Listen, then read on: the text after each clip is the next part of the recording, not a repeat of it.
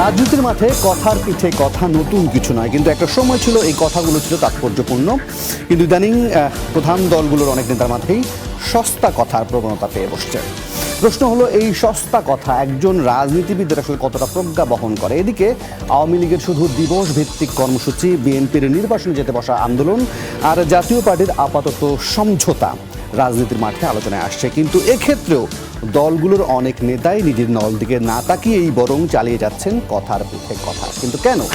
আনতে চাই আলোচনার টেবিলে। সঙ্গত কারণেই আজ আমাদের আলোচনার বিষয়বস্তু কথার পিঠে কথা। আপনাদের সকলকে আমন্ত্রণ 24 ঘন্টায়। সাথে আছি আমি মীরা হাসান।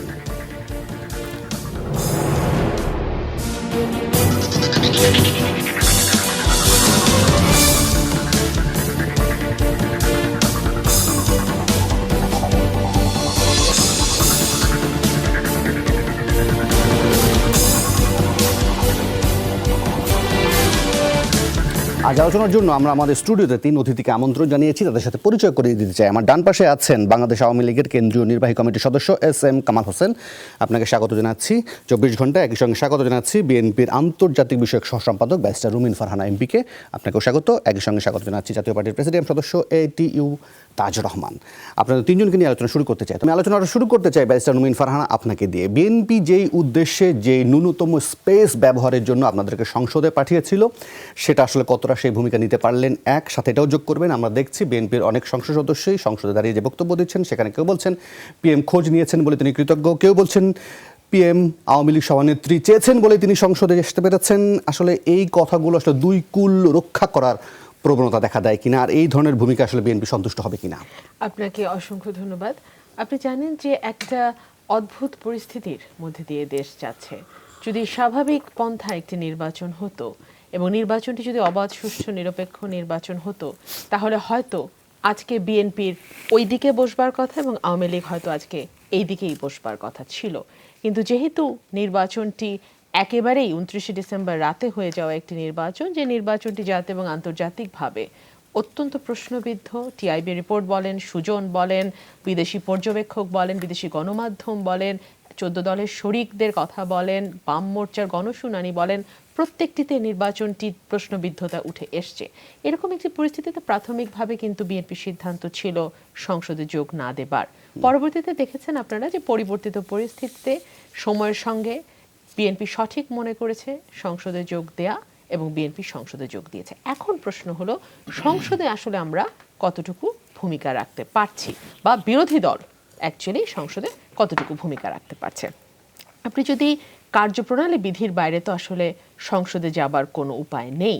আপনি যদি কার্যপ্রণালীটি লক্ষ্য করেন, তাহলে আপনি দেখবেন যে সেখানে কিছু বিশেষ ধারা বলে দেয়া আছে যেখানে আপনি কথা বলতে পারবেন। For example, point of order আছে, 71 ধারা আছে, 42 বিধিতে আপনি মন্ত্রীদের প্রশ্ন করতে পারেন, যেখানে মন্ত্রীরা তাদের জবাব দিতে পারবে। সেটা দুরকম হতে পারে, মৌখিক জবাব হতে পারে, লিখিত উত্তর হতে পারে। যদি মৌখিক জবাব হয়, তারকা চিহ্নিত প্রশ্ন আমরা বলি, তখন আমরা সেই সাথে যিনি প্রশ্নকর্তা তিনিও একটা সম্পূরক প্রশ্নের সুযোগ পান, আবার আমরা যারা ফ্লোরে আছি আমরাও কিন্তু একটি সুযোগ পাই। তবে পুরোটাই দিনের শেষে স্পিকারের এখতিয়ার। সুতরাং যদি স্পিকার চান তাহলে আমরা কথা বলতে পারি। যেমন আমি গতকালকের উদাহরণই দিচ্ছি। আপনি জানেন যে বগুড়া থেকে নির্বাচিত আমাদের নতুন সংসদ সদস্য জি.এম. সিরাজ সাহেব, উনি সংসদে প্রথম দিন ছিল ওনার, কারণ তার আগের দিন ছিল আমাদের হোসেন মোহাম্মদ এরশাদ সাহেবের মৃত্যুর জন্য শোক প্রস্তাব, এবং ওই দিন সংসদ তো মুলতবি হয়ে যায় শোক প্রস্তাবের পরে, যেটা হয়। কিন্তু পরবর্তী দিনে উনি যখন গেলেন, ওনাকে কিন্তু বক্তব্য মাঝখানে আসলে মাইক বন্ধ করে দেওয়া হয়। ওনার বক্তব্যটি কিন্তু একেবারেই, আমি বলবো যে শুভেচ্ছা বক্তব্য যেটা বলে সেটাই দিচ্ছিলেন। সেই শুভেচ্ছা বক্তব্যের মধ্যে উনি মনে করছেন যে আসলে দল নয়, মানে পিএম বা আওয়ামী লীগ সভানেত্রী চেয়েছেন বলে উনি সংসদে। উনি একটা বিষয় খুব স্পষ্ট করেছেন ওনার বক্তব্যে, সেটা হচ্ছে যে এই নির্বাচনে আসলে বিএনপি হারেনি। এই নির্বাচনে বাংলাদেশের ভোটার হেরেছে, 10 কোটি ভোটার। এই নির্বাচনে বাংলাদেশের 16 কোটি মানুষ পরাজিত হয়েছে। এবং এটা খুবই সত্য যে যে কটি আসনে আসলে মোটামুটি নির্বাচন হতে দিয়েছে আওয়ামী লীগ, সে কটি আসনে নির্বাচন হয়েছে, এবং তার মধ্যে তার আসনও একটি, যেটা উনি সংসদে বলেছেন। কিন্তু আপনি যে ভূমিকা রাখবার কথাটি বলছিলেন, সেটা তখনই সম্ভব হয় যখন সত্যিকার অর্থেই সংসদটিকে কার্যকর সংসদ করবার একটি ইচ্ছা সরকারি দলের থাকে। কারণ আমরা জানি যে আমাদের কার্যপ্রণালী বিধি অনুযায়ী speaker is the god of the parliament, পুরো ক্ষমতা পুরো এখতিয়ারটাই কিন্তু ওনার হাতে। কিন্তু আপনার উনি যদি ভাষ্যমতে যে চান অবৈধ সংসদ তাহলে সেটাকে আবার কিন্তু কার্যকর কিভাবে হয়, মানে আপনার ভাষায় তো আপনি প্রথম দিনই যে অবৈধ সংসদ সেটাকে আবার বলছি। কার্যকর করবেন কি করে? আমি বলছি সেটা কার্যকর হওয়ার আশা করেন উনি কি করে? যদি কার্যকর করতে চান মানে কি, যদি সরকারি দলকে জবাবদিহিতার আওতায় আনার ইচ্ছা থাকে তাহলেই তো আমরা কথা বলতে পারি। আমরা কথা বললে আমি একটা প্রশ্ন করবার সুযোগ পেলেই না সরকারি দলের কাছ থেকে আমরা একটা উত্তর আশা করতে পারি। কিংবা আমি ৭১ ধারে যখন একটা বক্তব্য দিচ্ছি সেটা কিন্তু একটা প্রতিবেদনও বের হয়, সেই প্রতিবেদনেও কিন্তু মন্ত্রীর উত্তর দেয়া থাকে। এখন আমার ৭১ বিধি যদি গৃহীতই না হয় তাহলে আমি মন্ত্রী সাহেবের উত্তর পাবো কি করে? কিংবা আমাকে যদি ৪২ ধারায় আমি ব্যক্তিগতভাবে 50টা প্রশ্ন জমা দিয়েছি, এসছে মাত্র 13টা প্রশ্ন। আবার আমি মানে এই আমরা দেখলাম যে সংসদের কাগজপত্র অনুযায়ী 19 তারিখ পর্যন্ত সংসদে প্রশ্ন চলবার কথা ছিল, মানে সংসদ সেশন থাকার কথা ছিল, সেটা 12 তারিখে নামিয়ে আনা হয়েছে। যে কোনো কারণে হোক সংসদ মাত্র 4 দিনের জন্য বসছে। তো সুতরাং আমার ওই 13টা প্রশ্নের উত্তরও কিন্তু আর পাবার কোনো উপায় আছে বলে আমার মনে হয় না। তো সুতরাং সংসদকে কার্যকর করতে হলে বা সংসদকে জবাবদিহিতামূলক করতে হলে সংসদের জায়গাটা কি? আইন প্রণয়ন করা, আইন সংশোধন করা, রাষ্ট্রের পলিসি মেকিং করা এবং সরকারি দলকে জবাবদিহিতার আওতায় আনা। এর মধ্যে আপনারা দেখেছেন টিআইবি রিপোর্ট বের হয়েছে, যে টিআইবি রিপোর্ট বলছে যে একটা আইন পাস করতে বাংলাদেশে কত স্বল্পতম সময়ে আমাদের টিআইবি দিয়েছে। হ্যাঁ, 10ম পার্লামেন্টের কথা, কিন্তু এটা তো একটা ধারাবাহিক প্রসেস। এটা যে শুধু 10ম বা 9ম বা 8মের কথা তা কিন্তু নয়, এটা দীর্ঘ সময় ধরে এই কালচার চলে এসেছে। এবং বিশেষ করে যেহেতু বিরোধী দলবিহীন পার্লামেন্ট ছিল বিগত 5 বছর, একেবারে বিরোধী দলবিহীন পার্লামেন্ট ছিল, সেরকম একটা জায়গায়। হ্যাঁ, ঠিক আছে, আমি মনে করছি না কিছুই, আমি জাতির কথা বলছি। গৃহপালিত বিরোধী দল এটা জাতির পারসেপশন, এটা আপনাদের গণমাধ্যমের খবর। তো সুতরাং সেই জায়গাটা থেকে যেহেতু এক ধরনের জবাবদিহিতাহীন অবস্থায় ছিল, সেই জায়গাটাতে ডেফিনেটলি এই জায়গাগুলোকে যদি চাঙ্গা করা না যায় তাহলে টিআইবি যে রিপোর্ট দিচ্ছে সে ধরনের রিপোর্টই আমরা পাবো। যদিও আমরা সরকারের তরফে আজকে সেই রিপোর্টের প্রতিবাদ করা হয়েছে, বলা হয়েছে যে টিআইবি কে দিয়ে যা বলানো হয়, বিদেশিরা যা বলান টিআইবি তাই বলে। কিন্তু আমার কথা হচ্ছে এই কথাগুলো না বলে যদি সত্যিকার অর্থেই সরকার জবাবগুলো দিত তাহলে কিন্তু মানুষও জানতে পারতো এবং এক ধরনের ক্ল্যারিটি বা স্বচ্ছতা আমরা লক্ষ্য করতে মিস্টার কামাল, সেক্ষেত্রে তাহলে বিএনপির যিনি সাংসদ আছেন এখানে সংরক্ষিত, তিনি বলছেন যে আসলে যে ধরনের ভূমিকা নিতে চান তার কোনোটাই তারা পাচ্ছেন না। তাহলে তারা সংসদে এসে তাদের কথা যদি বলতেই না পারেন, ন্যূনতম স্পেসটাই না পান, তাহলে এই সংসদটাকে আসলে যে ধরনের কার্যকর দেখতে চান সেটা কি হওয়ার সম্ভাবনা আছে? তিনি মনে করছেন যে 10ম জাতীয় সংসদ নিয়ে টিআইবি যে মূল্যায়ন ছিল, এই ধারাবাহিকতা চললে একাদশ সেই একই ধরনের রিপোর্ট চলে আসবে। আপনার ধন্যবাদ। উনি শুরুতেই বলছেন যে 18 কোটি লোক এই সংসদকে মানেন। 18 কোটির ভিতরে কিন্তু আমি একজন। 18 কোটি লোকের ভিতরে কিন্তু আমি একজন। আমি কিন্তু এই সংসদকে মানি এবং আমি মনে করি 30শে ডিসেম্বর যে নির্বাচন হয়েছে সব দলের অংশগ্রহণের মধ্যে দিয়ে নির্বাচন হয়েছে। এখন বিএনপি সেদিন মনোনয়ন বাণিজ্যের নামে নির্বাচনে তালবাহানা করে, নির্বাচনে প্রতিযোগিতামূলক কর্মকাণ্ড না করে মনোনয়ন বাণিজ্য করেছেন তাদের নেতা যিনি বিদেশে বসে আছেন। মনোনয়ন বাণিজ্য হয়েছে, সেটার ভিত্তি কি? মনোনয়ন বাণিজ্যের ভিত্তি হয়েছে, আমি কিছুদিন আগে আমি একটা টক শোতে বলেছিলাম, একটা সামাজিক যোগাযোগ মাধ্যমে এসেছে, আমি যদি বাইর করতে বলেন বাইর করে দেখাইতে পারি। সামাজিক যোগাযোগ মাধ্যমের অভিযোগ বা দাবি, সেটা কতটুকু? আমি আপনার বলি, যেটা আমরা দেখেছি সামাজিক যোগাযোগের মাধ্যমেই তো অনেকে কথা বলে, সামাজিক যোগাযোগের মাধ্যমে অনেকে কথা বলে। ফ্যাক্ট চেক করা এবং বাংলাদেশে মানে পত্রপত্রিকা বেরিয়েছে যে মনোনয়ন বাণিজ্য যে হয়েছে, এবং মনোনয়ন বাণিজ্যের কারণেই আপনি এখান থেকে সিঙ্গাপুরে টাকা গিয়েছেন সেপ্টেম্বর থেকে ডিসেম্বর পর্যন্ত, এবং তারেক জিয়ার এপিএস, সেই সময় এপিএস অপু গ্রেপ্তার হয়েছে এই কারণেই। এখন তারা নির্বাচনকে না করে নির্বাচনকে প্রশ্নবিদ্ধ করার জন্য তারা বলছে এই নির্বাচন হয়নি। যদি 18 কোটি লোকই এই নির্বাচনকে না মেনে থাকে, যেমন ধরেন 96 সালে 15ই ফেব্রুয়ারি নির্বাচন হয়েছিল, সেই নির্বাচনে বাংলাদেশের জনগণ অংশগ্রহণ করেনি, কোনো দল অংশগ্রহণ করেনি, এবং বাংলাদেশের জনগণ টেনে হেসড়ে বেগম খালেদা জিয়াকে 15 দিনের ভিত্তিতে ক্ষমতা থেকে নামিয়েছিলেন, এবং রাতের অন্ধকারে জনগণের দাবি পূরণ করতে বাস্তবায়িত হয়েছিল। আজকে প্রায় 1 বছর উনাদের সাথে বাংলাদেশের জনগণ এই নির্বাচনে বাংলাদেশের জনগণ হেরে গেছে। তো ওনাদের সাথে বাংলাদেশের জনগণ কিন্তু রাস্তায় নামে নেই, তারা এই নির্বাচনকে মেনে নিচ্ছে 1 বছর।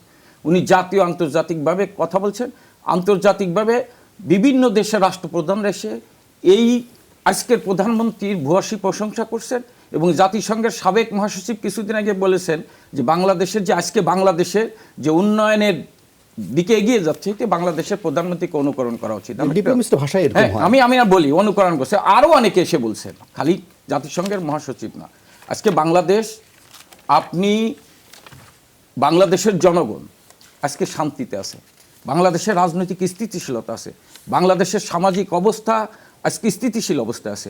আজকে বাংলাদেশ শেখ হাসিনার নেতৃত্বে মুক্তিযুদ্ধের ধারায় উন্নয়ন, সমৃদ্ধি, গণতন্ত্রের দিকে এগিয়ে যাচ্ছে। এখন ওনাদের ভাষায় যদি ওনারা যদি মনে করেন যে বাংলাদেশে এই নির্বাচন ঠিক হয় না, এই নির্বাচনে অংশগ্রহণ করেছে সকল দলের অংশগ্রহণের মধ্যে দিয়ে একটি নির্বাচন হয়েছে। তার মানে আপনার কাছে মাপকাঠিটা এই দাঁড়াচ্ছে যে যেহেতু অন্য কোনো মানুষ রাস্তায় নামছে না বা বিএনপির ডাকে সাড়া দিচ্ছে না, তার মানে বাংলাদেশের মানুষ বাংলাদেশের মানুষ মনে করে শেখ হাসিনা তাদের আস্থার ঠিকানা। বাংলাদেশের মানুষ মনে করে শেখ হাসিনা ক্ষমতায় থাকলে তারা ভালো থাকবে, কারণ অতীতে তারা দেখছে যে 2001 সাল থেকে 2006 সালে ক্ষমতায় ছিলেন, তাদের কর্মকাণ্ড তারা দেখেছে যে 1 বছরের মাথায় 2001 সালে রাষ্ট্রীয় ক্ষমতা এসেছে বিএনপি, 2002 সালে পার্লামেন্টকে পাশ কাটিয়ে আপনি বিএনপি কি ওইবারই প্রথম ক্ষমতা এসেছে? এর আগে আমি তো বললাম যে 96 সালে 2001 সালের কথা বলছি, আমি অতীতে যাচ্ছি না। অতীতে গেলেই তো আপনি 96 সালে ক্ষমতা এসেছে, গণতন্ত্র প্রাতিষ্ঠানিক রূপ দেওয়ার জন্য প্রথমেই গণতন্ত্রকে হত্যা করেছেন। আমি অত দূর যেতে চাচ্ছি না, আমি 2001 সাল থেকে, যে 2001 সালে রাষ্ট্রীয় ক্ষমতায় আসার পর বিএনপি 1 বছরের মাথায় পার্লামেন্টকে পাশ কাটিয়ে ক্লিন হার্ট অপারেশনের নামে যৌথ বাহিনী নামিয়েছিলেন। কারণ কি? কারণ তারেক জিয়ার নেতৃত্বে হাওয়া ভবন তৈরি করে চাঁদাবাজি, লুটপাট, দুর্নীতি, সন্ত্রাস, জঙ্গিবাদের পৃষ্ঠপোষকতার কারণে যখন মানুষের জীবনের নিরাপত্তা ছিল না, আইন শৃঙ্খলার পরিস্থিতি চরম অবনতি ছিল, তখন পার্লামেন্টকে পাশ কাটিয়ে তৎকালীন প্রধানমন্ত্রী ক্লিন হার্ট অপারেশনের নামে আপনার পত্রপত্রিকা এসেছে, এটা আমার বানানো কথা না, যে প্রায় 1/2 শতাধিক লোককে হত্যা করা হয়েছিল। আর গোটা 5 বছর বাংলাদেশ ছিল অন্ধকারের যুগ। তার চাইতে বাংলাদেশের মানুষ মনে করে আজকে বাংলাদেশ, কারণ ওই 5 বছরে বাংলাদেশের কৃষক বিদ্যুতের দাবিতে গুলি খেয়ে মারা গেছে, ওই 5 বছরে বাংলাদেশের কৃষক সারের দাবিতে গুলি খেয়ে মারা গেছে, ওই 5 বছরে মানুষের জীবনে নিরাপত্তা ছিল না, আপনি বলছেন রাজনৈতিক হত্যাকাণ্ড ছিল। এই সময়টাকেও তো অনেক আন্তর্জাতিক সংস্থা, জার্মান গবেষণা সংস্থা বাংলাদেশকে গণতন্ত্রহীন রাষ্ট্র হিসেবেও তো অনেকে গণতান্ত্রিক রাষ্ট্রহীন, আবার অনেকে বলছে যে বাংলাদেশ এগিয়ে যাচ্ছে, বাংলাদেশে আজকে স্থিতিশীল অবস্থা আছে, বাংলাদেশ অর্থনৈতিকভাবে এগিয়ে যাচ্ছে, বাংলাদেশ আজকে জঙ্গিবাদের দেশ না, বাংলাদেশ আজকে সন্ত্রাসের দেশ না, বাংলাদেশে সরকারি পৃষ্ঠপোষকতায় খুন হয়েছে। আপনি কি এটা বলতে পারবেন আজকে বাংলাদেশের মানে পৃথিবীর কোনো ইতিহাসে যে সাবেক প্রধানমন্ত্রী বিরোধী দলের নেত্রীকে তার একটা সমাবেশে, শান্তি সমাবেশে হামলা করে 21 গ্রেনেড নিক্ষেপ করা হয়, যে 13টি গ্রেনেড নিক্ষেপ করা হয়, এবং একটি রাষ্ট্রীয় পৃষ্ঠপোষকতায় বসে হাওয়া ভবন তৈরি করে সেদিন তারেক জিয়া এবং কয়েকজন মন্ত্রী মিলে, আমি নামও বলতে পারি আপনাদের, মন্ত্রী মিলে সেদিন বিরোধী দলের নেত্রীকে, সাবেক প্রধানমন্ত্রী হত্যা করার জন্য 13টি গ্রেনেড নিক্ষেপ করা হয়। আইবি রহমানের মতো নারী নেত্রী সহ আরেকটা বলি, উনি যেটা পার্লামেন্টের কথা যেটা বললেন, পার্লামেন্টে আজকে দেখেন অনেকে বলে যে কথা বলতে দেয় না। পার্লামেন্টে, হ্যাঁ, পার্লামেন্টে একটা নির্দিষ্ট নিয়ম আছে, আমি পার্লামেন্ট সংসদ সদস্য না, পার্লামেন্টে একটা নির্দিষ্ট নিয়ম আছে, কাকে কতটুকু সময় দেবে স্পিকিং নির্ধারণ করে। কিন্তু এই পার্লামেন্টেই আমাদের মহিলা এমপি ছিল বাপ্পি, সে যখন কথা বলতে দাঁড়িয়েছিল তখন সংসদ সদস্য নিয়ে এবং তাদের একজন মহিলা এমপি, আমি নামটা ভুলে গেছি, তারা তাকে মারতে উদ্যত হয়ে গিয়েছিল। কথা ওই সময় এটা হয়েছে না, এই সময় কিন্তু ফারহানা রুমি যে কথা বলতেছেন, ফারহানা রুমি যে কথা বলছেন হই হইছে। কি বলছেন আপনি যেটা শুরুতে বললেন? উনি বললেন এই সংসদ অবৈধ। আমি যদি জাতি যদি ওনার কাছে প্রশ্ন করতে চায় যে সংসদ অবৈধ, যে সন্তানকে আপনি অবৈধ মনে করছেন, আপনি লন্ডন থেকে এসে শপথ নিয়ে সেই সংসদে ঢুকলেন, তাহলে এই অবৈধ সন্তানকে আপনি কেন বৈধ নিজে ধারণ করলেন? জি, ঠিক আছে, রুমিন আছেন, নিশ্চয়ই এটা উত্তর দেবে। আমি একটু এটিইউ তাজুর রহমানের কাছে যেতে চাই। এটিইউ তাজুর রহমান, একটা হচ্ছে আপনার দলের প্রসঙ্গে আসবো, পাশাপাশি বিরোধী দল হিসেবে জাতীয় পার্টির ভূমিকা নিয়েও আসবো। এক হচ্ছে, প্রথমত হচ্ছে আপনার দলের যে দুই পক্ষের যে সমঝোতার কথাটা আমরা জানছি, সেটাকে আদৌ সমঝোতা হলো নাকি এটা সংসদ থেকে গেল এক? পাশাপাশি আপনাদের যে নেতৃত্বের পরিবর্তন হলো, সংসদে যিনি বিরোধী দলীয় নেতা হলেন, সেই বিষয়ে গিয়ে বিএনপি মহাসচিব বলছেন যে আগে এরশাদের নেতৃত্বে ছিল বিএনপি, মানে জাতীয় পার্টি গৃহপালিত বিরোধী দল, এখন রশন এরশাদের নেতৃত্বে সেটা গৃহপালিত হচ্ছে। ধন্যবাদ আপনাকে এবং আমার দুই বিজ্ঞ আলোচক এবং আমার দর্শক শ্রোতা যারা প্রোগ্রাম দেখছেন সবাইকে সালাম এবং শুভেচ্ছা। সংসদে নেতৃত্ব পরিবর্তন হয় নাই। আপনার 5 জানুয়ারির সংসদে বিরোধী দলের নেতা ছিলেন বেগম রওশন এরশাদ, দলের চেয়ারম্যান ছিলেন আমার প্রয়াত রাষ্ট্রপতি আমার নেতা হুসেইন ওয়াল এরশাদ। উনি এইবারকার সংসদে বিরোধী দলের নেতা ছিলেন, অসুস্থ ছিলেন, উপনেতা ছিলেন বেগম রওশন এরশাদ। এখন উনি বিরোধী দলের নেতা হলেন, উপনেতা হলেন আমাদের দলের চেয়ারম্যান, মাননীয় চেয়ারম্যান জনাব জি.এম. কাদের সাহেব। যে মতপার্থক্য যেটা, এটা একটা রাজনৈতিক দলের, এটা আপনার ক্ষমতার প্রতিযোগিতা, এটা পারিবারিক একটা যেটা ছিল, আমি বারবার বলে আসছিলাম, সেটা একটা সমাধান হয়ে গেছে আমাদের এবং ইনশাআল্লাহ এই সমাধানটাই থাকবে। সমাধান কি হয়েছে আদৌ? সমাধান তো হয়ে গেছে। Chairman it is settle. Chairman হলেন জনাব জি.এম. কাদের সাহেব, সংসদে বিরোধী দলের নেতা হলেন বেগম রওশন এরশাদ, উপনেতা হলেন সংসদে চেয়ারম্যান জনাব জি.এম. কাদের মানে সাহেব। কাজী ফিরোজ রশিদ বলছেন যে দুপক্ষের এক করার জন্য এক পক্ষের অনেকের অযৌক্তিক দাবি মানতে হয়েছে, অযৌক্তিক দাবি মানার পরে সেই দাবি নিয়ে আবার সমঝোতা। ঠিক কাজী ফিরোজ রশিদ কোথায় বলেছেন এটা আমি জানি না, এটা আমি শুনিনি, আপনার কাছে এখন শুনলাম। আমি আপনাকে একটা কথা বলি, যখন সমঝোতা হয় তখন কেউ জিতে না, কারো জেতার কিছু নাই, দুটা পক্ষই জিতে। এটা তো রাজনৈতিক দল, এখানে যখন সমঝোতা হয় আপনাকে দলের ইন্টারেস্ট প্রথম দেখেই আপনাকে সমঝোতা যেতে হবে, ব্যক্তিগত ইন্টারেস্ট আপনাকে ছেড়ে দিতে হবে। তাই দুনো পক্ষ থেকে এক পক্ষ যদি বেশি ছাড় দেয়, এক পক্ষ কম দেয়, কে দিছে কে দেয় নাই সেটা বড় কথা নয়। বড় হলো দলের চেয়ারম্যান জনাব জি.এম. কাদের সাহেব প্রেস ব্রিফিং করে গতকালকে বলেছেন দলের বৃহত্তর ঐক্য রক্ষার জন্য আমরা সমঝোতায় একত্রিত হয়েছি। সমঝোতা করতে গিয়ে অযৌক্তিক দাবি মানতে হয়েছে না, এই শব্দটা উনি জি.এম. কাদের বলেন, জি.এম. কাদের বলেননি, না, কাজী ফিরোজ আমি এটা রশিদ শুনি বলেছেন। নাই। আমি যে কাজী ফিরোজ রশিদ সাহেব কি বলেছেন এটা আমি শুনি নাই, নাইদার এটা ইজ কোনো টেলিভিশনের আপনার প্রেস ব্রিফিং এ আসছে। রংপুরের সংবাদ সম্মেলনে তিনি বলেছেন দলের চেয়ারম্যান যখন ব্রিফিং দেন, ইররিলেভেন্ট, আমি তাজ রহমান প্রেসিডিয়াম কি বলবো, এটা ইররিলেভেন্ট। Right. চেয়ারম্যানের বক্তব্য দেওয়ার পরে ইট ইজ ফিক্সড, আপনাকে আর এটা নিয়ে কোনো কথা বলার সুযোগ নাই, কিন্তু আপনার অন্য অপিনিয়ন নেতাদের- দিতে পারেন। অন্য নেতাদের সাথে কথা বলে ভাবটা বোঝা যায় আসলে। না, আপনি কি দলের মধ্যে, প্রত্যেকটা রাজনৈতিক দলের মধ্যে মতবিরোধ পদ্মার আড়ালে অনেক কিছু আছে, every single political party, it is a practice of the democracy. আপনাকে মতবিরোধ থাকবে, আপনাকে সমালোচনা করবে, আপনার নেতৃত্ব নিয়ে সমালোচনা করবে, কিন্তু আপনি যখন যে অর্ডারটা দিবেন, যেটা অর্ডার দেওয়া হয়েছে, কালকে বলেছেন সাদের যে আসনটা দেওয়া হয়েছে দলের সবাই মিলে এটা সিদ্ধান্ত নিয়ে দেওয়া হয়েছে। এবার আসি মির্জা ফখরুল সাহেবের কথা। আপনি যেটা বলেন, মির্জা ফখরুল বলেছেন যে আগে ছিলেন এরশাদ সাহেব গৃহপালিত বিরোধী দল, এখন রওশন এরশাদ, বেগম রওশন এরশাদ গত সংসদ বিরোধী দলের নেতা ছিলেন। যে টিআইবির কথা আমাদের খুব প্রিয় বাইশ রবিন ফরহানা বললেন, সেই টিআইবিকে কিন্তু 96 থেকে আপনার যখন ক্ষমতায় ছিলেন 2001 to 2006 বিএনপি, তখন বলেছেন এই টিআইবি আওয়ামী লীগের এজেন্ট, আওয়ামী লীগের সুরে কথা বলে, it is on record. TIB যখন, আমাকে ইন্টারাপ্ট করেন না প্লিজ, ইন্টারাপ্টে যায় না, ইন্টারাপ্ট গেলে কিন্তু রং মেসেজ যায়। গ্রহণযোগ্যতা আছে। আমি শেষ করতে দেন, প্রশ্নটা পরে করলে ভালো হয় না, আদারওয়াইজ ইন্টারাপ্ট হলে আমি আমার লাইনটা ছেড়ে অন্যদিকে চলে যাব প্লিজ। সেই টিআইবি নিয়ে এখন বিএনপি বলছে যে আবার আপনাকে বলি, সেই টিআইবি বলেছে যে গত সংসদে 91-এর পর থেকে সংসদের সবচেয়ে বেশি উপস্থিতি বিরোধী দলের নেতা হলো গত সংসদে 67%। বলেছে না বলে নাই? এখন টিআইবির ওইটা আপনি বললেন, টিআইবি আরেকটা জিনিস বলেছে সেটা তো বললেন না। টিআইবি এটাও বলেছে প্রতিদিন করে 28 মিনিট করে কোরআন সংকট ছিল। হ্যাঁ, কোরআন সংকট ছিল, এটা 13 বার বিরোধী দল ওয়াকআউট করেছিল এবং ওয়াকআউটের বিষয়টা ইন্টারেস্টিং। সেখানে হচ্ছে অনির্ধারিত আলোচনায় কথা বলার সুযোগ না দেয় এবং পুড়িয়ে মানুষ মারার অভিযোগে বিএনপি চেয়ারপারসন খালেদা জিয়াকে হুকুমে আসবি না করার প্রতিবাদে ওয়াকআউট করেছিল জাতীয় পার্টি। ইন্টারেস্টিং। শুনেন, রাজনৈতিক দল বিএনপি একটা রাজনৈতিক দল, জাতীয় পার্টি একটা রাজনৈতিক দল। আমাদের আদর্শ এই বিএনপি 91 to 96 কি করেছে, আমি সিলেট জেলা ছাত্র সমাজ সেক্রেটারি ছিলাম, আমার পায়ে এখনো গুলির দাগ আছে, আমার শরীরের ডক্টর কোপ আছে, একটা মিটিং করতে পারি না এই বিএনপির সময়। আমি উইটনেস রাজপথের 30 ইয়ার্স জাতীয় পার্টির রাজনীতিতে। তখন যখনই আমরা কোনো মিছিল করতে গেছি, বিএনপি ছাত্রদল আসছে, 144 দেওয়া হয়েছে, আমরা মিছিল করতে পারি নাই। সিলেট থেকে গাড়ি নিয়ে সায়দাবাদের জনসভাতে আসছিলাম আমরা, মহাসমাবেশে, আমাদের গাড়ি চুরমার করে 8 জন এমপি সিলেটের ছিল 91-এ, করা হয় নাই। ইতিহাস কিন্তু সবাইকে একবার না একবার পুনরাবৃত্তি করতেই হয়। আমরা এটা চাই না, এখন যেটা হচ্ছে সেটাও চাই না, কিন্তু আপনাকে মনে রাখতে হবে। দেখেন চান না কিন্তু কোনো সময় বলেন না জাতীয় পার্টি না চান না, আমি যেটা এখন তাদের গঠনতান্ত্রিক রাজনীতি সিটি কর্পোরেশন ইলেকশনের সময় কারণ বাজারে খালেদা জিয়ার বহরের মধ্যে যে আক্রমণ হয়েছিল সেটা নিয়েও জাতীয় পার্টিকে প্রতিবাদ করতে দেখা যায়নি বা জাতীয় পার্টি বলেছে বারবার, দলের প্রাত চেয়ারম্যান বলেছেন যারা গঠনতান্ত্রিক রাজনীতি করতে চায় তাদের রাজনীতি করতে দেওয়া উচিত। এটা আমি এখন বলছি, আমাদের দলও বলছে গঠনতান্ত্রিকভাবে নিয়মতান্ত্রিক রাজনীতি করার অধিকার যদি বিএনপি নিবন্ধিত রাজনৈতিক দল তার অধিকার আছে সেটা দেওয়া উচিত, তাদের দিতে হবে।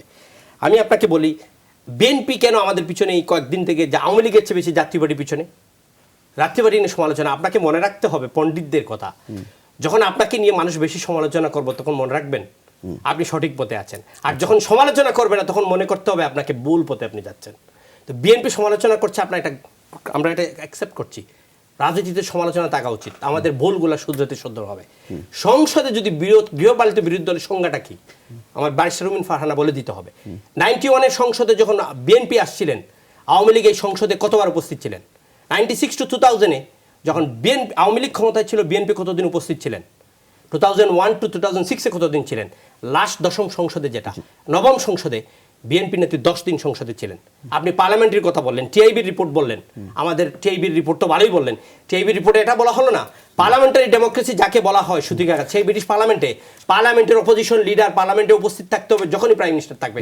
It is a convention. আপনার উপস্থিতির কথা বলছেন, কিন্তু টিআইবি নির্বাহী পরিচালক এটাও বলেছে যে ঠিক আছে সংসদ বর্জন বন্ধ হয়েছে, কিন্তু তবে অনেক মূল্যের বিনিময়ে মাথা ব্যথার কারণে মাথা কেটে ফেলার মতো ঘটনাটা ঘটেছে। কি বলতে চাচ্ছেন এটা? টিআইবির পক্ষে আপনি বলেন, আপনার সাথে আর্গুমেন্ট করি।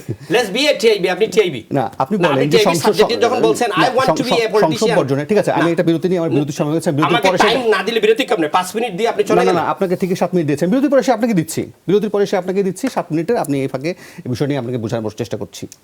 ছোট্ট একটা বিরতি, ফিরে একটু পর আবার আমন্ত্রণ 24 ঘন্টায়। আমি রেখে গিয়েছিলাম বিরতির আগে প্রশ্নটা আসলে তাজির রহমানের কাছে, সেটা হচ্ছে যে টিআইবি সম্পর্কে, জি, যে আপনারা যে আত্মপরিচয় সংকটে ভুগেছেন তাদের সার্বিক পর্যবেক্ষণটা বলা হয়েছে। অবশ্যই আমি টিআইবিকে একটা রিকোয়েস্ট করব, আমি জাতীয় পার্টির একজন ছোট্ট কর্মী হিসাবে, ওনারা যদি কালকে প্রেস কনফারেন্স করে জাতিকে বলে দেন যে সংসদে শক্তিশালী বিরোধী দলের সংজ্ঞাটা কি এবং কিভাবে আমরা সেটা পারফর্ম করব, ওনাদের সংজ্ঞাটা যদি আমরা শুনি তা আমরা আমাদের জন্য ভালো হবে, আমাদের সংসদে বিরোধী দল শক্তিশালী হওয়ার জন্য। তবে এই বিরোধী দল হতে চাই না সংসদে ফাইল ছোড়া, গালাগালি করা, 2জন সাবেক রাষ্ট্রপতি নিয়ে গালাগালি করা, জাতির পিতাকে নিয়ে গালাগালি করা, সংসদে গিয়ে বিরোধী দলকে কথা বলতে না দেওয়া, সংসদে ব্যানেডি বেগে বলা এই গ্যানেট নিয়ে যাওয়া হয়েছে 21 অগাস্টের বক্তব্য না দেওয়া, এইসব যদি মনে করেন টিআইবি সংসদে বলার জন্য সংসদ ভাইব্রেন্ট হয় তাহলে এটা জাতির গণতন্ত্রের জন্য মোটেও কাম্য না। এই ধরনের সংসদ কি চায় জাতীয় পার্টি, যে সাংসদ দাঁড়িয়ে বলবে আর কোনো নির্বাচনের দরকার নেই, যা সরকার চলতে থাক? এই ধরনের সংসদ কি চান যিনি বলবে যে মন্ত্রীগুলো আমাদেরকে দিয়ে দেন যারা আপনাদেরকে দিয়েছেন? জি ওকে, শেষ করলে আমি বলি। জি অবশ্যই। আমাদের একজন সাংসদ সংরক্ষিত মহিলা আসনের, উনি ওনার বক্তব্য সংসদে দিয়েছে, does it mean the party own করে এই বক্তব্য? তিনি জাতীয় পার্টি সংরক্ষিত আসনের মেম্বার না? হ্যাঁ, উনি জাতীয় পার্টি যদি রুমিন ফারহানা এক বক্তব্য দেন, পার্টির যে লিডার আছে তার বক্তব্য সংসদে আপনাকে ওন করতে হবে। This is the parliamentary system. আপনি মেম্বার পার্লামেন্ট আছেন, জিজ্ঞাসা করেন, একজনের বক্তব্য তার দিতে পারে, সেই বক্তব্য ধরে পার্টি ওন করে না তার বক্তব্যকে। পার্টির লিডার যখন বক্তব্য দিবে that is the party own করবে সেই বক্তব্য। এটা হলো পার্লামেন্টারি সিস্টেম। আমি শেষ করি, পরে ওনারে দিয়েন। আপনি উনি বলেছেন ওনার বক্তব্য, কালকে পীর মিসবা কি বলেছেন সংসদে দাঁড়িয়ে, সুনামগঞ্জের এমপি আমাদের বলেছেন 35 লক্ষ টাকার পর্দা, 37 লক্ষ টাকার পর্দা স্বাস্থ্য মন্ত্রণালয় থেকে 1,28 লক্ষ টাকা খরচ করে ইউগান্ডাতে যাওয়া হয় নদী খননের জন্য। সংসদে দাঁড়িয়ে বলেছেন এই প্রাতিষ্ঠানিক দুর্নীতি যদি আপনারা না ধরেন, এটা আপনাদের যত কিছু উন্নয়ন হচ্ছে সেটা ম্লান হয়ে যাবে। এটাই হলো গণতন্ত্র, এটাই হলো বিরোধী দলের ভূমিকা। সরকারের জনবিরোধী কাজগুলা, সরকারের যদি দুর্নীতি করে তাকে কোনো প্রতিষ্ঠান সেটা নিয়ে সংসদে কথা বলা, ব্যক্তি দল নেত্রী নিয়ে সংসদে খালি কথা বলতে হবে না, আপনাকে দেশের স্বার্থ থেকে জনগণ কথা বলতে হবে। সেই কথা যদি আপনাকে জোরালোভাবে বলেন বাংলাদেশের মানুষ নিবে। আর আমরা যদি বলি 18 কোটি মানুষ বলে, বিএনপির মির্জা ফখরুল বলেন গৃহপালিত বিরোধী দল, তাইলে এটাকে মনে করে জাতীয় পার্টি আগামী দিনে আরো ভালো শক্তিশালী দল হচ্ছে, এটা একটা শুরু হয়ে গেছে। তাই জন্য মির্জা ফখরুল সাহেব ইনফিউরিটি কমপ্লেক্সে আছেন। জি, আপনাকে ধন্যবাদ। আপনি যে কথাটি বলছিলেন যে একজন সাংসদ তার বক্তব্য দিতে পারে, সেটা দল যদি ওন করে বা না করে সেটার একটা প্রশ্ন আসছে। আমি একটা কথা বলি, সংসদে দাঁড়িয়ে তৎকালীন বিরোধী দলীয় নেত্রীকে বলেননি মাননীয় প্রধানমন্ত্রী আমাদের 3 জন মন্ত্রীকে ছেড়ে দেন, আমরা আমাদের মন্ত্রীকে ফেরত দেন, কারণ তাদের মধ্যে এই বিভাজনটা এত চূড়ান্ত পর্যায়ে গিয়েছিল যে উনি ওনার দলকে নিজেই কন্ট্রোল করতে পারেননি। এটা এমন এক অদ্ভুত সংসদ হয়েছিল 2014-এর পরে, যে সংসদে বিরোধী দলের 3 জন সদস্য আবার সরকারি দলের মন্ত্রী, বিরোধী দলের যিনি প্রধান তিনি সরকারের প্রধানমন্ত্রীর বিশেষ দূত। সুতরাং এই যে অদ্ভুত লেজে গোবরে জগা খিচুড়ি একটা সংসদ হয়েছিল, সেখানে কে সরকারি দল কে বিরোধী দল সেটা না বক্তব্যে বোঝা গেছে না কার্যকলাপে বোঝা গেছে। সে কারণে বিরোধী দল যে আজকে প্রথম বিএনপির সেক্রেটারি জেনারেল মির্জা ফখরুল ইসলাম আলমগীর আজকে বলেছেন প্রথম, তা তো নয়। এটা 2014 সাল থেকে গৃহপালিত বিরোধী দল কথাটি জাতপার সঙ্গে লেগে আছে। এবং জাতীয় পার্টি তো অ্যাকচুয়ালি 2014 সালের নির্বাচনে অংশও নিতে চায়নি, একরকম চাপের মুখে সেই সময়ে জাতীয় পার্টি নির্বাচনে অংশ নিতে বাধ্য হয়েছে। আমরা দেখেছি যে উনি মনোনয়নপত্র ফেরত নিয়েছেন, জাতীয় পার্টি যিনি চেয়ারম্যান, পরে আবার তিনি মনোনয়নপত্র জমা দিতে বাধ্য হয়েছেন, তিনি গলফ খেলেছেন, তিনি হাসপাতালে গেছেন, পার্শ্ববর্তী দেশের নজিরবিহীনভাবে পররাষ্ট্র সচিব এসছেন, অনেক রকম খেলা আমরা সেই সময় দেখেছি। এবং তারপরে যে সংসদটি গঠিত হয়েছে সেই সংসদে কে সরকারি দল কে বিরোধী দল সেটা বুঝতে জনগণের অসুবিধা হয়েছে বলে জনগণ কিন্তু এই তকমাটা দিয়েছে। একাদশ তো অপেক্ষাকৃত সেই জায়গা থেকে উন্নতি বলা যায়, সবাই তো আছেন। এই জায়গাটাতে আমি আসছি। একাদশের ব্যাপারে আমাদের নির্বাচন কমিশনার যারা মাহবুব তালুকদার সাহেব খুব চমৎকার কথা বলেছেন যে নির্বাচন অংশগ্রহণমূলক হওয়া মানেই যে অবাধ, সুষ্ঠু এবং নিরপেক্ষ হওয়া তা কিন্তু নয়। যখন একজন নির্বাচন কমিশনার এই কথাটি বলেন তখন কিন্তু সেটা কমিশনেরই কথা যে একটা নির্বাচন অংশগ্রহণমূলক হয়েছে, এখানে অন্যান্য সব দল অংশ নিয়েছে, অস্বীকার করবার কোনো উপায় নেই, কিন্তু নির্বাচনটি কিছুতেই অবাধ, সুষ্ঠু বা নিরপেক্ষ বলা যায় না। আমার ভাই একটা কথা বলেছেন এখানে, সামাজিক যোগাযোগ মাধ্যমের সূত্রে উনি জেনেছেন মনোনয়ন বাণিজ্যের কথা। সামাজিক যোগাযোগ মাধ্যম যে কথাটি আপনিও বারবার বলবার চেষ্টা করেছেন, এগুলোর অথেন্টিসিটির কোনো বালাই থাকে না, যে কারণে সামাজিক যোগাযোগ মাধ্যমকে গুজব ছড়ানোর একটা মেশিন ধরা হয় এবং এক কথা থেকে আরেকটি কথা, আরেক কথা থেকে আরেকটি কথা, এটা সামাজিক যোগাযোগ মাধ্যমে ছড়িয়ে থাকে এবং যে কারণে দেখা যায় আইসিটি অ্যাক্টের ম্যাক্সিমাম মামলাই সামাজিক যোগাযোগ মাধ্যমের কোনো তথ্যের কারণে হয়ে থাকে। কিন্তু ইনাম আহমেদ চৌধুরী যখন দল থেকে ত্যাগ করেছেন তখনও কিন্তু এই প্রসঙ্গটি তিনি বলেছিলেন। না, ইনাম আহমেদ চৌধুরী উনি তো দল থেকে চলে গেছেন, ওনার নিজস্ব ব্যক্তিগত হিসাব নিকাশ, আমি সেই ব্যাপারে কোনো মন্তব্য করতে চাই না, নিশ্চয়ই তার বক্তব্য তিনি দিয়েছেন। কিন্তু এনাম আহমেদ চৌধুরী তো একজন ব্যক্তি যিনি দল ত্যাগ করেছেন, সেটাকে আমি একটা মেইনস্ট্রিম মিডিয়ার সোর্স হিসেবে তাকে আমি ধরতে পারি না, তাই না? আর সামাজিক যোগাযোগ মাধ্যম যেটা আপনিও বলছেন আমিও বলছি, এটা তো সোর্স কোনো নেই, এটার তো কোনো অথেন্টিসিটি নেই। 2 নম্বর হচ্ছে 15ই ফেব্রুয়ারির নির্বাচন। 15ই ফেব্রুয়ারির নির্বাচনটি হচ্ছিল সেই সময়কার প্রেক্ষাপটে, আওয়ামী লীগ তখন সংসদে ছিল না, তখন সংবিধান সংশোধন করবার জন্য 2/3 মেজরিটি দরকার হয়, এটা তো আমরা সবাই জানি।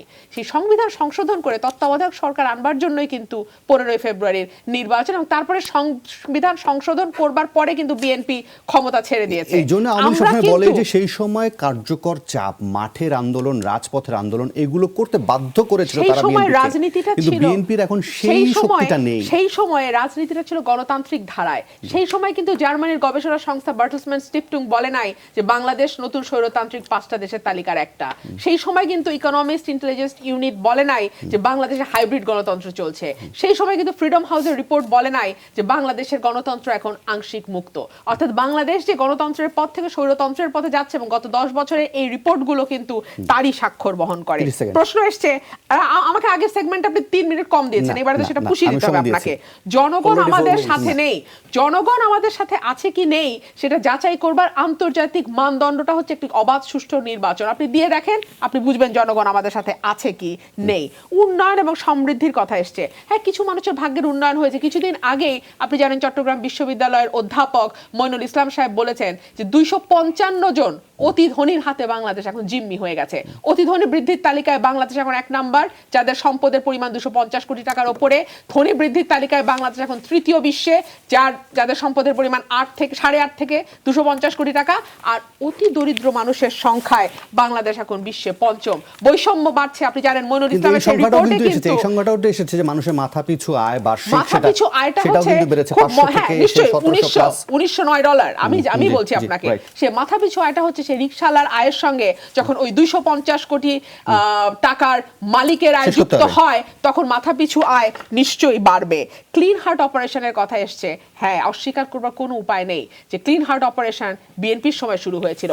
আমার প্রশ্ন হচ্ছে, অপারেশনটি যদি এতই খারাপ হয় তাহলে আজকে 10 বছর আওয়ামী লীগ ক্ষমতায় আছে, এখনো কি করে প্রতি বছর 450-এর উপরে বিচার বহির্ভূত হত্যাকাণ্ডের শিকার হয়। এই 450টা হচ্ছে আইন ও সালিশ কেন্দ্রের রিপোর্ট বলছে, যেটা গণমাধ্যমের সংখ্যাগুলোকে যোগ করে এই 450 সংখ্যাটি জি, মিস্টার আসে। কামাল। আপনি যদি প্রতিদিন পত্রিকা খোলেন, আমি একটা মিনিট চেয়ে নিচ্ছি, আপনি যদি প্রতিদিন পত্রিকা খোলেন, আপনি প্রতিদিনই দেখবেন জঙ্গি দমনের নামে, মাদক দমনের নামে, অথবা শুধুমাত্র পুলিশের সাথে বন্দুকযুদ্ধের নামে প্রতিদিন বিচার বহির্ভূত হত্যা হচ্ছে।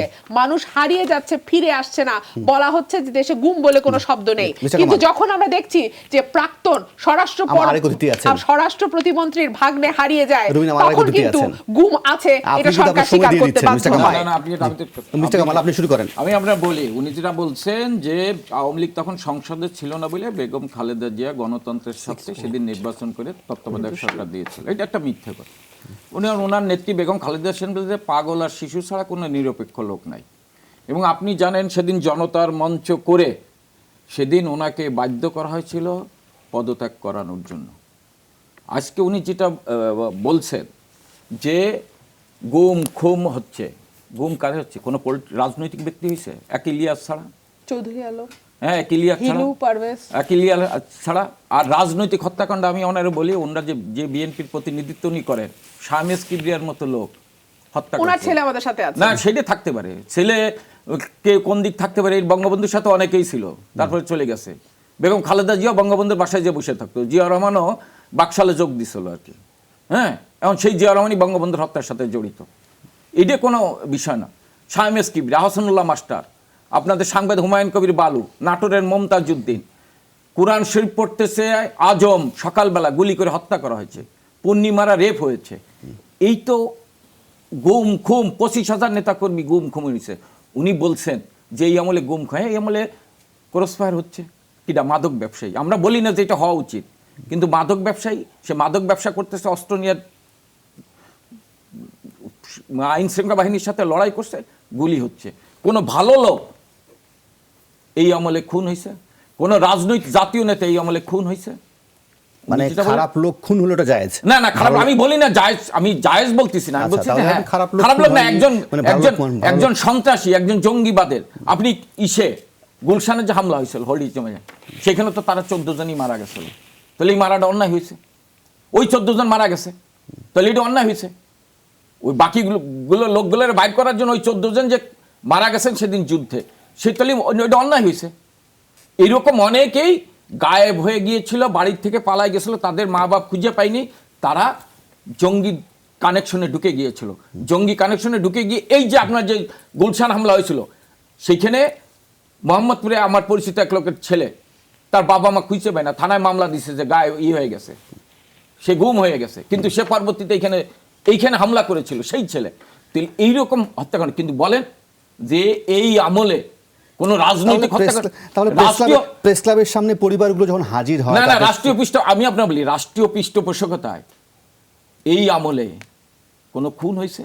রাষ্ট্রীয় পৃষ্ঠপোষকতায় আপনি যারা বলে তাদের তো ওই বিষয়ে নিন্দা করে বলা উচিত যে 21 আগস্ট যে মর্মান্তিক ঘটনা ঘটেছে, জঘন্য এক সেকেন্ড, তাহলে আমি ফাঁকে মনে বিরতি নেই, আপনি পানিটা খেয়ে নেন, না, না, বিরতির পরে এসে আমি আপনার শেষ করি না। জি, যে জঘন্য হামলা হয়েছিল, যে বিরোধী দলের নেত্রীকে খুন করার জন্য 13টি গ্রেনেড রাষ্ট্রীয় পৃষ্ঠপোষকতায়, সেইখানে তারেক জিয়া, বঙ্গবন্ধুর খুনি নূর, আপনার মুজাহিদি, পিন্টু, বাবর, হারেদ চৌধুরী এবং তাজউদ্দিন এবং মুফতি আনহার বৈঠক করে এইরকম হত্যাকাণ্ড তো এই আমলে হয়নি। এই আমলে তো এই হত্যাকাণ্ড হয়নি। আজকে আমি আজকে একটা রিপোর্ট দেখলাম যে তারেক জিয়া এখনো ষড়যন্ত্র করছে, এবং এটা FBI রিপোর্ট, আমেরিকান গোয়েন্দা সংস্থার রিপোর্ট, এই যে জনকণ্ঠে বেরিয়েছে। আচ্ছা, জনকণ্ঠে, এটা তার ভুয়া পত্রিকা না, জনকণ্ঠে বেরিয়েছে। আপনি আমার যদি সময় দেন আমি পড়ে শোনাইতে পারি। বিএনপির ভারপ্রাপ্ত চেয়ারম্যান তারেক রহমানকে বিপজ্জনক ব্যক্তি হিসাবে তালিকাভুক্ত করেছেন মার্কিন যুক্তরাষ্ট্রের কেন্দ্রীয় তদন্ত সংস্থা FBI। এবং আপনি জানেন যে বাংলাদেশে উনি যে বিদেশের কথা বললেন, শেষ করতে হবে। আমি ব্রিটিশ মানে কমন সভার স্পিকার জন ব্রেকো বলেছিলেন গণতন্ত্র, উন্নয়ন, সমৃদ্ধি এবং দেশের শান্তি ফিরিয়ে আনার জন্য সন্ত্রাসের থেকে দেশকে বাঁচানোর জন্য শেখ হাসিনাকে গ্লোবাল ডাইভার্সিটি অ্যাওয়ার্ডে ভূষিত করেছিলেন। উনি যেটা বললেন যে কিছু কিছু সংস্থার কথা বললেন, এই দেশে তো আমেরিকার রাষ্ট্রদূত এসে বলছেন যে শেখ হাসিনা বাংলাদেশকে এগিয়ে নিয়ে যাচ্ছে, এরাও তো তা বলছে, বিদেশি সংস্থারা তাও তো বলতেছে। এবং ওনারা কয়েকদিন আগে বৈঠক করেছেন, সেই বৈঠকে আমরা যেটা দেখলাম যে সেইখানে আমেরিকার বর্তমান রাষ্ট্রদূত যিনি এখানে আছেন তিনি বলছেন যে তারেক জিয়ারকে বাদ দিয়ে আপনারা রাজনীতি করেন। আজকে যে উনাদের নেতা হচ্ছে তারেক জিয়া, ওনারা সন্ত্রাস গুমের কথা বলেন, যে হচ্ছে বাংলা গুমের, এবং যারে আন্তর্জাতিক ভাবে যাকে বলা হচ্ছে আপনার যে একটা ডেঞ্জারাস ব্যক্তি। আপনি আমেরিকার রাষ্ট্রদূত জেমস, আমি এই লাইনটা বলে চলে যাচ্ছি, আমেরিকান রাষ্ট্রদূত জেমস মরিয়াটি কি বলছেন যে বাংলাদেশের সবচেয়ে বিপজ্জনক ব্যক্তি হচ্ছে তারেক জিয়া এবং সন্ত্রাস দুর্নীতির প্রতীক হচ্ছে তারেক জিয়া। তাই সেই দলের যে কথাগুলো বলেন, আমি একটু থামছি, আমার একেবারে সময় হয়ে গেছে, আমি বিরতি নিই, বিরতির পরে ফিরে আসবো, সাথে থাকুন।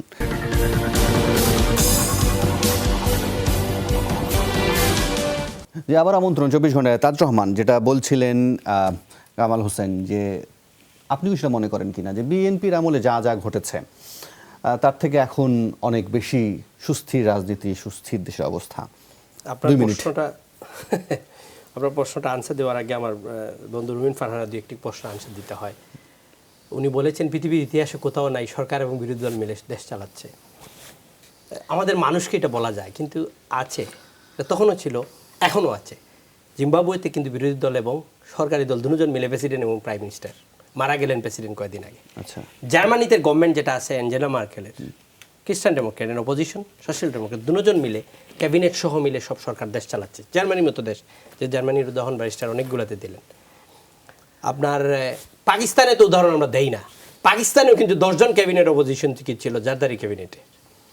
আপনি ব্রিটিশ পার্লামেন্টের ক্যামেরুন যখন প্রাইম মিনিস্টার ছিলেন তখন লেবার পার্টির এমপি রুশরা আলী 49-এ নিছি, আমি টেনশনের কোনো কারণ নাই। 49-এ আপনার লেবার পার্টি থেকে রুশরা আলী বাঙালিই ছিলেন, শুনি ছিলেন গভর্নমেন্টের ট্রেড এন্ড বয় ফর দ্য বাংলাদেশ। অপোজিশন থেকে সরকারের সাথে নিয়ে যদি সরকারের প্রাইম মিনিস্টারের সাথে করে, ডেমোক্রেসিতে কোনো বাধা নাই। একটাই বাধা আছে যে বিএনপির মতো সংসদে আমরা চিল্লাচিল্লি গালাগালি করতে পারি না, এটা একটা অবজেকশন তাদের আছে, আমি এটা স্বীকার করি, সেটা হ্যান্ডস অফ, আমরা পারতেছি না সেটাতে। দ্বিতীয়ত হলো বিএনপির যে অত্যাচার ছিল তখন, যেটা উনি বললেন, দেখেন আপনি অত্যাচারের মাত্রা তো আমরা 91-এরটা দেখেছি, আমরা বলতে পারবো তখনকার অত্যাচার কি হয়েছিল, এখনকার অত্যাচার বলতে পারবে বিএনপি কি হচ্ছে। তখন ওইটার সাথে ওইটা যদি কম্পেয়ার করে মানুষ বলতে হবে।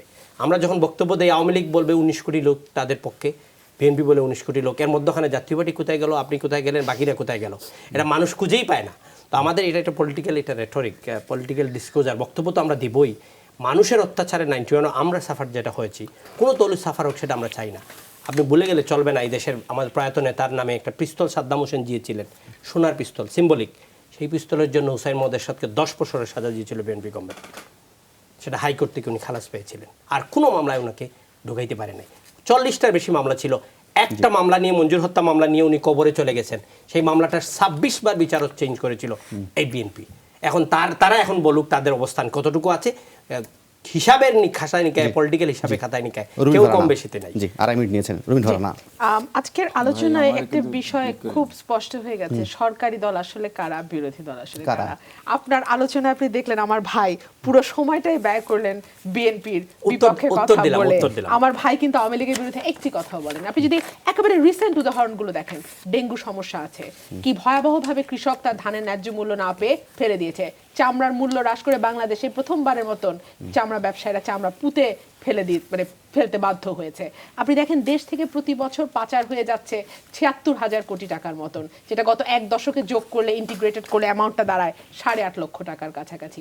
এগুলো নিয়ে কিন্তু আমার ভাই কোনো কথা বললেন না। দেখুন একজন রাষ্ট্রদূত কি বলেছে সেটা নিয়ে আমার এক ভাই কথা বললেন, কিন্তু সেই মার্কিন পররাষ্ট্র দপ্তর কি বলেছে এই নির্বাচন সম্পর্কে সেটা তাহলে আমি বলি। আপনাদের যুগান্তরেই এসছে সেই রিপোর্ট। বাংলাদেশের মানবাধিকার পরিস্থিতি সংক্রান্ত প্রতিবেদন প্রসঙ্গ টেনে নিয়ে এক প্রশ্নের জবাবে রবার্ট পালাডিনো বলেন, 2018 সালের ডিসেম্বরে অনুষ্ঠিত নির্বাচন অবাধ এবং সুষ্ঠু ছিল না। ব্যালট বাক্স ভরে রাখা, বিরোধী দলের ভোটার ও এজেন্টদেরকে ভয়ভীতি দেখানো সহ নানা ধরনের অনিয়মের খবর পাওয়া যায়। এটা মার্কিন পররাষ্ট্র দপ্তরের রিপোর্ট। সুতরাং এই বিষয়গুলোকে একপাশে চেপে রেখে বিএনপির বিরুদ্ধে যাওয়া এটা অত্যন্ত হাস্যকর। এটাই প্রমাণ করে এই যে বারবার জাতীয় পার্টিকে গৃহপালিত দল বলা হয়, বারবারই জাতীয় পার্টি আবারও নতুন করে সেটাই প্রমাণ করে যে সরকারের সঙ্গে তাল রেখে তাদেরকে চলতে হচ্ছে। এমনকি আজকে যে তাদের বিবাদ মীমাংসা হয়েছে বলে একটা প্রতিবেদন এসছে পত্রিকায়, সেখানেও কিন্তু কানাঘুষা শোনা যায়, সেখানেও উইসপারিং হয় যে এখানে নিশ্চয়ই সরকারি দলের ইঙ্গিত ছিল যে কাকে বিরোধী দলের নেতা করা হবে এবং কাকে সংসদের প্রধান পার্টি প্রধান করা হবে, সেই বিষয়টাও সরকারের ইঙ্গিত ছাড়া হয় না। এই যে কিছুদিন আগে, দুদিনও পার হয়নি, 37 লক্ষ টাকা দিয়ে একটা হাসপাতালের ফরিদপুর মেডিকেল কলেজের পর্দা কেনা হয়েছে, সেটা নিয়ে কিন্তু কাউকে কথা বলতে শোনা গেল না। এই যে কিছুদিন আগেই আমাদের রূপপুর পারমাণবিক বিদ্যুৎ কেন্দ্রের বালিশ নিয়ে এত কেলেঙ্কারি হয়ে গেল, সেটা তো গেল গণপূর্ত বিভাগের কেলেঙ্কারি, গণপূর্ত মন্ত্রণালয়ের কেলেঙ্কারি। আপনি যদি রূপপুর পারমাণবিক বিদ্যুৎ কেন্দ্রের কেলেঙ্কারি নিয়ে দেখেন, সেখানে প্রতি মেগাওয়াট বিদ্যুতের মূলধন ব্যয় ধরা হয়েছে বাংলাদেশে যেই টাকা, তার কয়েক গুণ কম টাকা একই বিদ্যুৎ কেন্দ্র ভারতের কুড়াতকুড়ামে করা হচ্ছে তামিলনাড়ুতে কয়েক গুণ কম টাকায়, যেটা এগ্রিগেটেড অ্যামাউন্ট দাঁড়ায় ৪৫,০০০ কোটি টাকা। এই বিষয়গুলো নিয়ে কিন্তু আমরা সংসদের বিরোধী দলকে সরব হতে দেখি না। এটা নিয়ে কিন্তু কৃষিমন্ত্রী বলছেন, উনি যেটা বলছেন যে বালিশার পদ্মা এটা দুর্নীতি হয়েছে, দুর্নীতি দমন করার চেষ্টা করা হচ্ছে। বালিশার একজন আমার বলতে দেন একটা শব্দ, এমনকি কৃষি মন্ত্রী আপনি যাবে, হ্যাঁ না কৃষি মন্ত্রী বলছে আমি বলি বালিশার, না না ঠিক আছে, বালিশার পদ্মায় দুর্নীতি হয়েছে, কিন্তু সরকার এবং মন্ত্রী এর বিরুদ্ধে ব্যবস্থা নিচ্ছে এবং এটা প্রকাশ করেছে। যদি সরকারের উচ্চ পর্যায়ে মন্ত্রী বা সচিবরা জড়িত থাকতো তাহলে এইটা প্রকাশিত হতো না। বাংলাদেশে তো এমনও হয়েছে যে রাষ্ট্রীয় পৃষ্ঠপোষকতায় দুর্নীতি হয়েছে, সেটা বাংলাদেশের পত্রপত্রিকায় নিউজ হয়েছে, দুর্নীতির বরপত্র হিসেবে আখ্যায়িত হয়েছে, কিন্তু কোনো তদন্ত হয়নি, কাউকে বরখাস্ত করা হয়নি। আমি আপনার অতীত উদাহরণ টেনে জায়েজ করতে না না ওদের আমি জায়েজ করতেছি না, আমি আপনার বলি জায়েজ, এটার বিরুদ্ধে কিন্তু ব্যবস্থা নেওয়া হচ্ছে। রূপপুর পারমাণবিক কেন্দ্রে যে দুর্নীতি হচ্ছে সঙ্গে সঙ্গে তাকে সাসপেন্ড করা হয়েছে, আমি বললাম তো, তার বিরুদ্ধে তদন্ত হচ্ছে এবং তাকে চাকরি থেকে অব্যাহতি দেওয়া হবে, তার বিরুদ্ধে ব্যবস্থা নেওয়া হবে, যেটা হয়েছে ব্যবস্থা নেওয়া হবে এবং তাদেরকে গ্রেফতার করানোর জন্য নির্দেশ দেওয়া হয়েছে। আর আমি যেটা বলি যে যেটা বলতেছি যে অতীতে তো সেটা হয়নি, যেটা দুর্নীতি তো কোনো দেশেই কিন্তু এইভাবে সম্পূর্ণভাবে দুর্নীতিমুক্ত, কিন্তু দুর্নীতিমুক্ত করার চেষ্টা করা হচ্ছে। আমি আপনারা বলি যে আজকে যারা দুর্নীতির কথা বলছেন, এই দেশে তো দুর্নীতি হয়েছে না, এই দেশে তো নাইকো কেলেঙ্কারির মামলায় বেগম খালেদা জিয়া তো কানাডার আদালতে দোষী সাব্যস্ত হয়েছে, উনি আপিল করেছেন, সেই আপিল খারিজ হয়েছে। কিন্তু বাংলাদেশে পদ্মা সেতুর নামে কানাডার আদালতে মামলা হয়েছিল, কানাডার আদালত সেই মামলা খারিজ করে দিয়েছে, বলছে দুর্নীতি হয়নি। তাহলে বাংলাদেশে যাদের পৃষ্ঠপোষক, রাষ্ট্রীয় পৃষ্ঠপোষকতা দুর্নীতি হয়েছে, মানে খালেদা জিয়া দুর্নীতি, নাইকো মামলার দুর্নীতিতে কানাডার আদালতে তিনি হয়েছে দোষী সাব্যস্ত হয়েছে এবং পরে আপিল করেছে, সেই আপিল খারিজ করে দিয়েছে যে তিনি দুর্নীতিগ্রস্ত। এবং শুধু এই অতীত উদাহরণগুলো আনার মুদ্রা কথাটা কি? না, অতীত উদাহরণ আনার মুদ্রা কথা হচ্ছে যে দুর্নীতি এখন হ্যাঁ হচ্ছে, আমি বলি না, কিন্তু চলছে না, রাষ্ট্রীয় পৃষ্ঠপোষকতা হচ্ছে, অতীতে রাষ্ট্রীয় ওইটা প্রমাণ হয়েছে। আপনি যেমন কানাডার আদালতে শেখ হাসিনার আমলে বলছে পদ্মা সেতুর দুর্নীতি হয়েছে, সেটা মিথ্যা প্রমাণিত হয়েছে, আর খালেদা জিয়ার আমলে খালেদা জিয়া নিজে দোষী সাব্যস্ত, এইটা হচ্ছে পার্থক্য। আমি কনক্লুশন এই কারণে বাংলাদেশের জনগণ আজকে জননেত্রী শেখ হাসিনার পক্ষে, বাংলাদেশের জনগণ অসংখ্য ধন্যবাদ। তাহলে আবার দেখা হবে, ভালো থাকবেন।